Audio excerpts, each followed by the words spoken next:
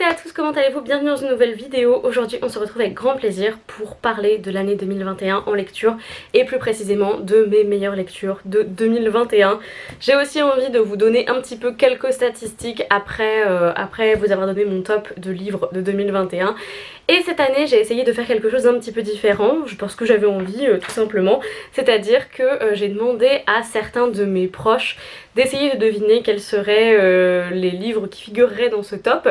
Donc il y en avait qui étaient très évidents et on en parlera tout de suite après, mais d'abord je vais vous montrer ma sœur qui a essayé de deviner certains de mes tops, et aussi Marion et Caro qui ont essayé de deviner les tops qu'il y a sur cette liste, on va dire. Donc je vais réagir tout de suite à la vidéo de Marion, parce que Marion a fait une super vidéo, donc je vais d'abord réagir à la vidéo de Marion et ensuite je réagirai aux autres. Salut, c'est Marion. Aujourd'hui je suis sur la chaîne de Salomé car elle m'a demandé de choisir parmi ses lectures lesquelles seraient potentiellement selon moi dans son top pour l'année 2021. On va commencer par le premier qui est La Ville sans vent, le premier tome. Je suis sûre qu'il sera dans son top. Elle l'a juste adoré, elle en a beaucoup parlé sur sa chaîne et je l'ai mis dans ma wishlist grâce à elle, donc je ne vois pas comment ce livre ne peut pas intégrer son top. Le deuxième tome, il s'agit là aussi d'un premier tome, il s'agit du premier tome de The Poppy War qu'on a lu en lecture commune ensemble et elle avait juste adoré. Elle l'a lu vraiment rapidement, elle a même lu le deuxième tome beaucoup plus récemment. Je pense que The Starless Sea va intégrer son top aussi, c'est un livre qui a l'air de l'avoir marqué, que je voulais déjà lire. Et c'est pour ça que je me souviens très bien aussi de son avis là-dessus. Et je pense que parmi les quatre que je vais vous dire là, je pense que lui c'est sûr à 100% qu'il est dedans. Et le dernier, je pense qu'il s'agit d'une romance. The Love Hypothesis va intégrer son top. Parce que je me souviens aussi de lui avoir dit que je voulais trop lire ce roman. Et son retour a été de me dire qu'elle l'avait juste adoré. Donc pourquoi pas une romance dans ce top là. Franchement, je veux pas me vanter, mais parmi ces quatre, je suis presque sûre qu'il y en a trois, c'est obligé de être dans le top. Oh, she's so cute. Puisque elle a triché. J'ai tout de suite su. Insertion du clip où elle me stalk sur Instagram, s'il vous plaît. Les hommes protégés, Robert Merle. Mais t'as lu ou quoi? De quoi? Rien. Rien, t'inquiète. Mais...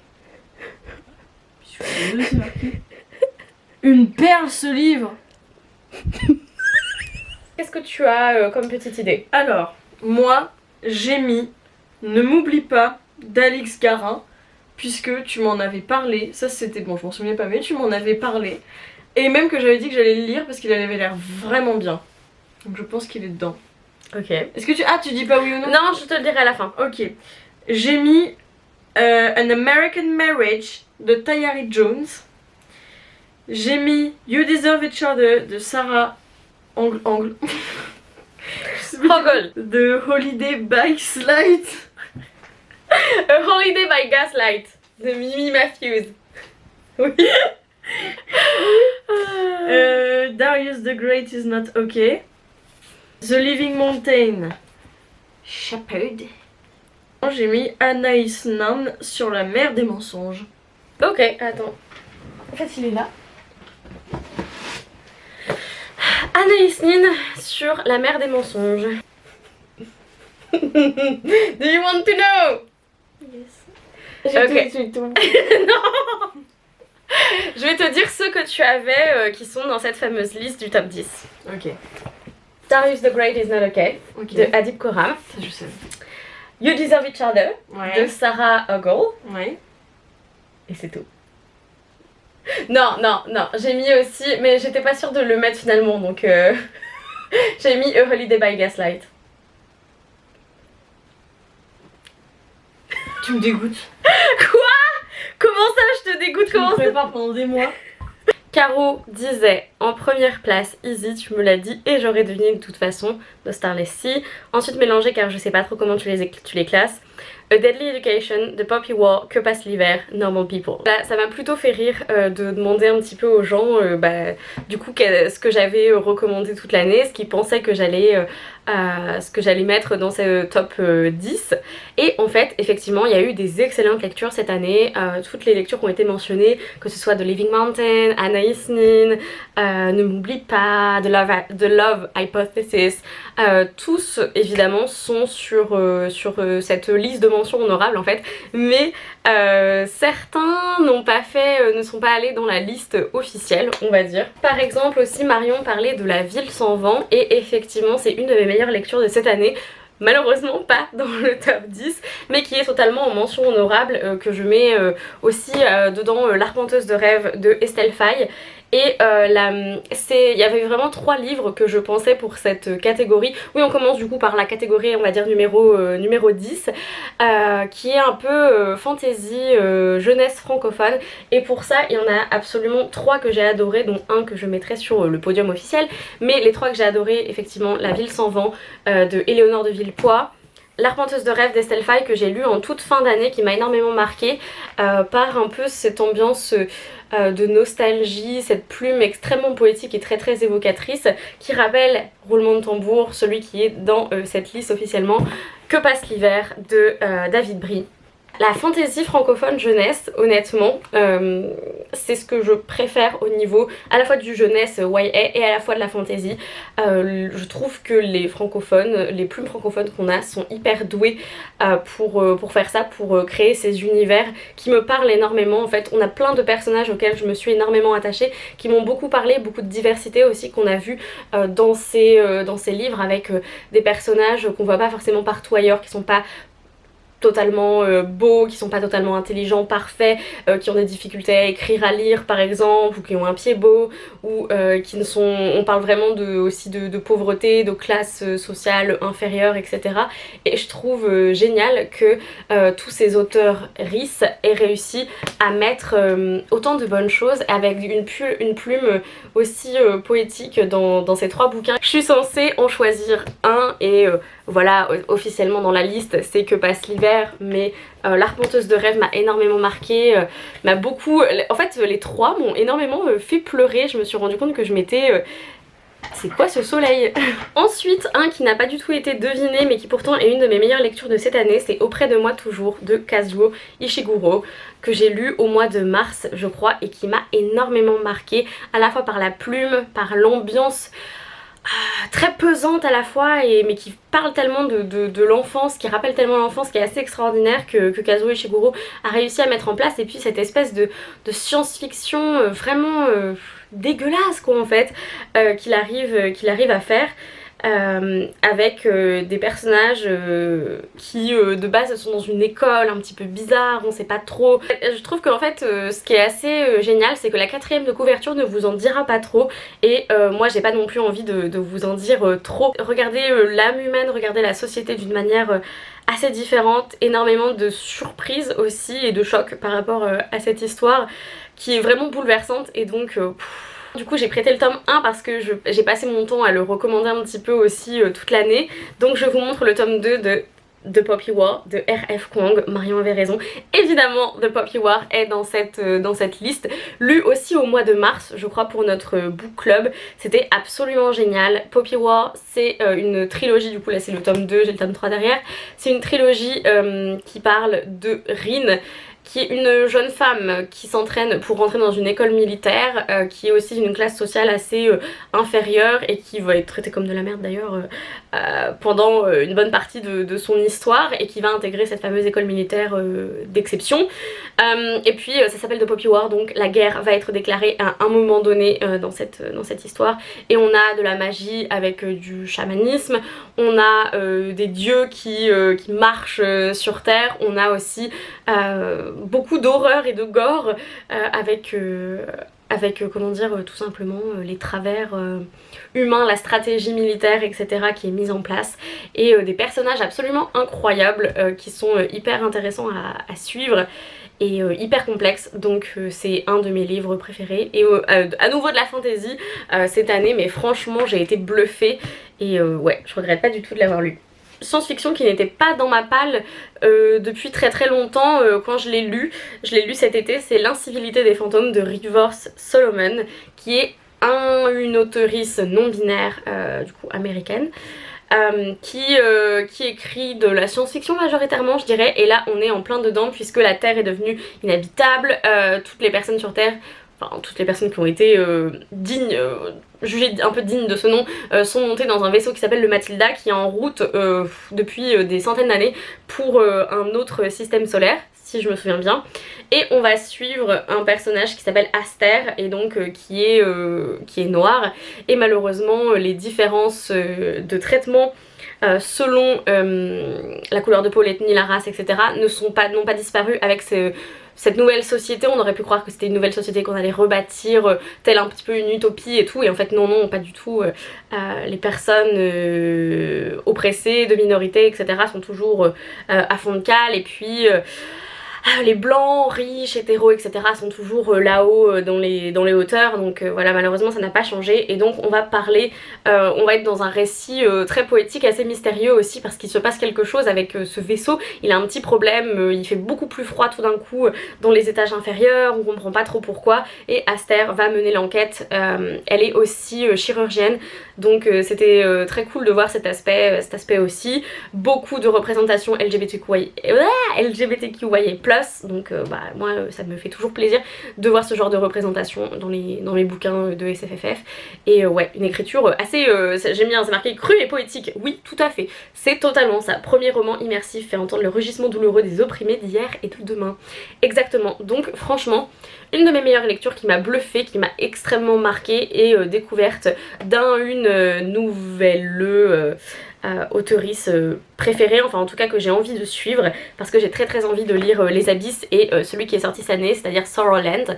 Donc j'ai envie de regarder tout ce que Rivers Solomon fera à l'avenir. Ensuite on a mon petit coup de cœur de YA Young Adult anglophone, parce que j'en lis de moins en moins, mais il y en a toujours qui me touchent, et c'est le cas de Darius the Great is Not Okay de Adib Khorram, où on va suivre Darius dont la mère est iranienne, le père est américain, et donc il grandit entre ces deux cultures qui sont pas du tout à égalité dans le foyer, ou même par rapport à ses frères et sœurs. Il y a un événement au début du roman qui va faire que enfin, pour la première fois, Darius va aller en Iran chez ses grands-parents avec toute sa famille, et on va suivre sa vie, sa quête d'identité, sa quête d'essayer de trouver sa place dans ce monde. Darius aussi, il souffre de dépression. Je trouve que c'est crucial de s'intéresser à ce genre de thèmes et de sujets, surtout dans des romans pour jeunes. Et ouais, franchement, une petite pépite qui m'a retourné le cœur, et c'était absolument génial. Voilà. Deux livres que je ne possède pas encore, mais que j'ai très envie de m'acheter en papier. On a un des livres que j'ai lu pour le Ben Barnes Reading Challenge, qui est Normal People de Sally Rooney. J'ai été charmée par la plume de Sally Rooney. En général j'aime énormément les autrices irlandaises, donc j'aime ce qu'elles font, ce qu'elles disent au niveau de la société, au niveau des classes. Là on va suivre deux jeunes gens qui sont dans la même classe au lycée, et puis il y en a un dont la mère est la femme de ménage de l'autre, en fait, de l'autre famille, et donc on a cette dimension de classe, mais on a aussi une dimension plus intime avec ces deux jeunes gens qui essayent de comprendre un petit peu ce qui les lie, quelle est leur relation, et on va les suivre finalement sur bien 4 ou 5 ans et voir l'amitié, l'amour, etc. comment ça se retransmet dans leur vie, en fait, dans leurs choix, etc. Et non, franchement une excellente lecture. Je sais un petit peu que ce livre ça passe ou ça casse. J'ai vu énormément de critiques cette année, et surtout pendant que j'étais en train de le lire, de gens qui étaient là mais c'est pas possible, les personnages sont insupportables, ils sont complètement tarés et tout, et je suis là genre ouais mais les personnages effectivement sont pas particulièrement aimables dans le sens likable, mais moi je sais pas, ça a fonctionné. Et souvent par exemple avec Louise O'Neill, qui a des personnages qui sont assez détestables même par moments, j'ai pas besoin qu'un personnage soit particulièrement appréciable pour apprécier moi-même le livre. Donc c'est un petit peu ce qui s'est passé avec Normal People, mais je sais pas, si ça vous tente, je vous le recommande quand même. La romance qui se trouve dans ce classement, c'est You Deserve Each Other de Sarah Hogle, parce que c'est ma romance préférée de l'année. Je l'ai lu 2 fois en 1 an, d'accord, à 6 mois d'intervalle, tellement je l'ai adoré. Donc oui, j'ai aussi aimé The Love Hypothesis de Ali Hazelwood, je crois. J'ai adoré aussi Act Your Age Eve Brown de Talia Hibbert. J'ai adoré A Holiday by Gaslight de Mimi Matthews, qui est une romance historique, et ça c'est presque quasiment sa propre petite place, parce que je me suis dit ok, j'ai découvert un nouveau genre préféré, la romance historique qui se passe à l'époque victorienne. J'ai adoré A Holiday by Gaslight, qui était une espèce de, pas de fanfiction, mais de réécriture un petit peu. On reprenait des éléments de Nord et Sud d'Elizabeth Gaskell, et du coup qui elle-même s'était inspirée un petit peu d'Orgueil et Préjugés sur certains éléments de Jane Austen. Donc on mélange à peu près tout ce que j'adore, et on avait cette romance, ce pining, etc. Genre quoi, je vous courtise mais je ne vous intéresse pas, machin, moi je suis si ténébreux et mystérieux, mais moi je dois sauver ma famille de la déchéance. Et comme ça fait très dramatique, mais c'était vraiment très bien fait. Je suis toujours un petit peu, j'y vais à reculons sur ce genre de réécriture moderne à l'époque victorienne, parce que souvent je trouve que c'est pas hyper bien fait, très honnêtement. C'est pas un gage de qualité pour moi d'avoir l'époque victorienne comme setting, mais là... Donc bref, c'est la 2e romance peut-être que je mettrai dans ce classement. Revenons à You Deserve Each Other de Sarah Hogle, qui est donc ma romance préférée de l'année. Allez, je l'ai dit, voilà. Je crois pas qu'elle soit sortie cette année, je ne sais plus, je vous redirai ça. Et on va suivre Naomi et Nicholas qui sont en fait fiancés. Et le mariage est dans genre 4 ou 5 mois. Sauf qu'en fait la personne qui annule le mariage, en théorie, sera celle qui devra payer. Et à nouveau, dimension de classe, parce que Naomi n'a pas du tout les moyens d'annuler ce mariage. Le truc c'est que c'est même pas qu'ils se... Enfin c'est même pas qu'ils se détestent, dans le sens c'est juste qu'une fois qu'ils se sont fiancés, on a l'impression qu'ils ont changé de personnalité, et l'un ne comprend plus l'autre, et etc. Ils ont du mal à communiquer, ils sont un petit peu dans un jeu de semblant en fait. Ils arrivent pas à être eux-mêmes l'un avec l'autre, et donc ils vont se faire un petit peu des petites crasses un peu rigolotes pour essayer, parce que voilà, on n'est pas dans un truc assez toxique et grave, mais on est dans quelque chose d'assez drôle, parce que quand même voilà, c'est une romance. Ils vont essayer de se faire des petites crasses un peu rigolotes pour que l'autre craque, et puis pour que l'autre dise ok c'est bon, j'annule ce mariage. Et voilà, c'est un petit peu enemies to lovers, mais en même temps c'est second chance romance. Si vous n'avez pas vu cette vidéo que j'ai fait en début d'année avec mes romances préférées, You Deserve Each Other est dedans de toute façon, donc voilà. Non franchement, ça m'a mis le smile en fait, tout simplement. Il y a plein de livres dans cette sélection qui m'ont fait énormément réfléchir sur la société, sur nous-mêmes, les êtres humains. J'ai adoré la diversité qu'il y avait, etc. Mais là, souvent quand je lis de la romance, j'aime bien que ce soit ancré dans la réalité, qu'il y ait des problèmes qu'on peut avoir de manière réaliste. Et j'aime bien que mes romans soient assez réalistes et plausibles, mais j'avais aussi besoin cette année de m'enrouler un petit peu dans un cocon, et d'avoir des personnages que j'aime énormément, et d'avoir des bonnes vibes en fait, tout simplement. Et ça c'est vraiment genre, voilà, les bonnes vibes. L'avant-dernier livre que j'ai décidé de mettre dans cette liste, c'est bien sûr A Deadly Education de Naomi Novik. Je n'ai pas pu m'empêcher d'en parler toute l'année. C'est un livre de Dark Academia que j'ai absolument adoré. Dark Academia qui est un de mes genres préférés. Je crois que j'en avais fait une vidéo, j'avais fait le Dark Academia tag, donc si vous avez envie d'en savoir un peu plus sur ce genre, vous pouvez aller checker cette vidéo si vous voulez. Mais A Deadly Education, on a une école qui cherche à tuer ses élèves, tout simplement. N'est-ce pas fantastique? On a Galadriel et Orion, je crois, qui sont les personnages principaux. Leur monde, et puis l'école du coup réplique un petit peu le monde, est régie par les enfants qui descendent des clans, justement. Le clan de New York, le clan de Hong Kong, etc. C'est ceux qui sont les plus puissants et qui reste en bande un petit peu, et elle c'est une outsider totale. L'école est pleine de monstres qui essayent de tuer absolument les élèves en fait, et c'est juste génial. C'est très étrange dit comme ça, c'est juste génial, on adore. Pour une future prof, c'est vraiment très perturbant. Mais on va suivre Orion et Galadriel, avec Orion qui essaye de se rapprocher de Galadriel, qui essaye de lui sauver la vie tout le temps, et Galadriel est là. Non, non, mais les gars ici, c'est chacun pour soi en fait.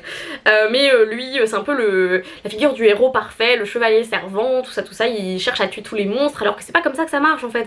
Parce que l'école envoie des monstres pour épurer un petit peu la classe sortante de terminale à la fin, pour que les gens aient plus de chance en fait. Il faut que certains de leurs condisciples meurent pour qu'ils aient plus de chances de graduate, donc de finir le lycée et de s'en sortir. C'est fantastique, on adore, quelle ambiance. Et donc on est bien sûr là-dessus avec des élèves qui essayent de survivre, on va le dire comme ça, et des relations entre les personnages qui sont assez fun à suivre. Et voilà, j'ai lu le tome 2 qui était un peu moins bon, il faut se le dire, qui s'appelle The Last Graduate. Mais c'est un univers que j'aime beaucoup, c'est une série qui est très fouillée et voilà. Et le dernier livre, l'ultime, le meilleur, le plus fantastique, The Starless Sea de Erin Morgenstern. Oui, littéralement tout le monde avait deviné quand j'ai dit qu'est-ce que vous pensez que ça va être mon top cette année? Mes amis m'ont fait The Starless Sea, The Starless Sea, The Starless Sea, la mer sans étoiles. Oui. Alors là vraiment les autres sont pas été dits dans un ordre particulier. Celui-ci par contre c'est le premier, c'est le seul, c'est genre comme l'année dernière avec Mer Morte qui a remporté tout, qui a fait un raz-de-marée. Bah là écoute, moi cette année c'est The Starless Sea. Comment résumer ça? On va avoir Zachary, voilà, Zachary qui découvre un livre dans la BU de sa fac aux États-Unis, qui n'a pas de code barre, qui n'a pas d'auteur, vraiment rien du tout. Un livre chelou qui se retrouve ici, il essaye de l'emprunter, les gens sont là, ce livre n'est pas censé exister, ce livre n'existe pas techniquement. Là. Ok. Et alors quand il ouvre ce livre, il commence à le lire, et là il se rend compte qu'il est en train de lire un souvenir, un de ses souvenirs, mais qu'il a jamais raconté à personne. Il va suivre un petit peu les indices qui sont dans ce livre et il va vouloir essayer de comprendre évidemment, et il va se retrouver dans un délire, mis dans un truc avec une espèce de guerre, enfin entre comment expliquer ça? Entre des gens qui vivent dans une bibliothèque sous terre et des gens en haut qui veulent pas que des gens aient accès aux livres en bas. Ouais, ok, donc voilà, c'est un peu compliqué. Ça a été mon livre préféré, un absolu coup de cœur, un peu ambiance Dark Academia, il faut se le dire, je le mets à toutes les sauces. Ambiance très poétique, très nostalgique aussi, beaucoup de métaphores, d'allégories. Je comprends que ça puisse ne pas plaire à tout le monde, largement, je comprends tout à fait. Mais moi ça l'a tellement fait, c'était totalement métalinguistique, on suivait des gens qui eux-mêmes lisaient un livre ou qui écrivaient un livre et l'histoire était en train de s'écrire pendant qu'on lisait le livre, et on parlait vraiment de l'histoire avec un grand H en disant l'histoire n'est pas finie, ou mais il reste encore quelques pages à cette histoire, etc. Donc on n'arrêtait pas de nous rappeler qu'on était dans un livre, mais en même temps on n'était pas dans le livre, mais en même temps on faisait nous-mêmes en tant que lectrices partie de l'histoire en général, et c'était tellement bien, c'était vraiment trop bien, c'est mon livre préféré, voilà, de cette année, et c'est sûr absolument qu'il rentre dans les livres préférés de tous les temps, en fait, tout simplement. Comme l'année dernière, Mer Morte par exemple est rentrée dedans, sans aucun doute, et aussi Station Eleven, oui j'y repense, voilà, il y a des livres de mes tops des années précédentes qui sont restés et qui resteront à jamais dans mes livres préférés. Alors là, lui, quand je l'ai lu, ça a été une énorme claque, je le savais, au moment où je le lisais, j'étais là en mode oh mon dieu, je suis en train de lire un de mes livres préférés de ma vie et c'est juste la meilleure sensation. Je voudrais maintenant vous parler un petit peu de statistiques parce que c'est quelque chose que j'aime bien voir en fait. Cette année j'ai lu 112 livres, donc je suis très contente, voilà. J'ai lu 112 livres et j'ai aussi, je crois que j'ai lu 40 000 pages, quelque chose comme ça, donc bon ça j'ai jamais trop regardé. Ce qui est intéressant, c'est que j'ai lu 2 tiers de romans adultes et 1 tiers de YA jeunesse, et au fur et à mesure des années, la proportion de YA jeunesse que je lis baisse, ce qui est assez logique, mais je voulais lire aussi plus de romans adultes cette année et j'en suis ravie. J'ai lu majoritairement en numérique et en papier, j'ai lu 2 nouvelles novella, j'ai quand même lu une dizaine de romans graphiques, BD, etc. Donc voilà, ça me fait plaisir, un audiobook. En genre, mes genres phare, c'est Fantasy Fantastique, où j'en ai lu le plus. Là j'ai pas compté mais je crois que j'en ai 25 ou 30.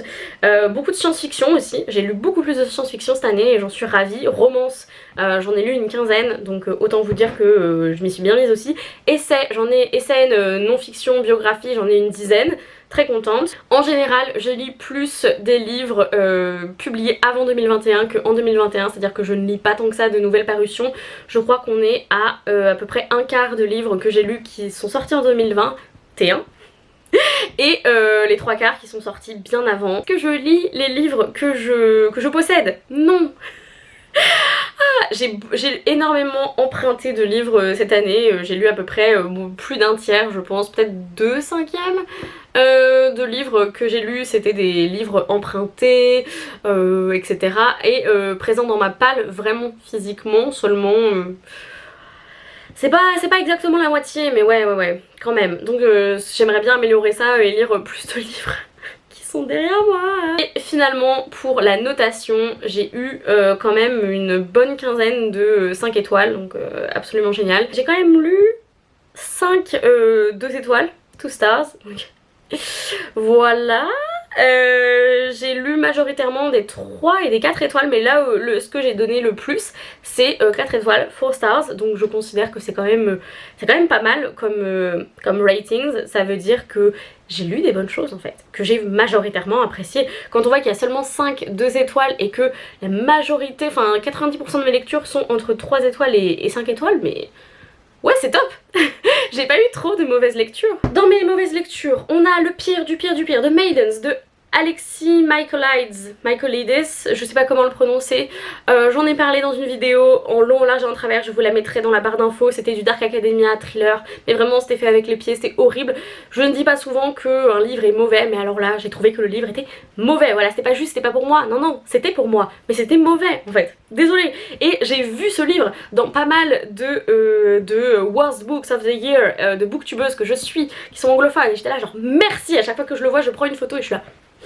J'ai détesté lire Salomé, la pièce Salomé de Oscar Wilde. Je crois que, je sais pas, je crois que j'ai pas compris, je ne sais pas, j'ai pas tendance à me considérer comme quelqu'un de bête, mais là, je ne comprends pas. Ouais, j'étais là, qu'est-ce que t'as essayé de faire, Oscar? On a aussi dans les pires, une romance de Noël que j'ai détestée, Jingle Wars. Je ne sais même plus l'autrice, mais on l'a lu avec Marion en fin d'année et mon dieu que c'était mauvais. Les dialogues étaient, mais les personnages insupportables, les dialogues faits avec les pieds, c'était...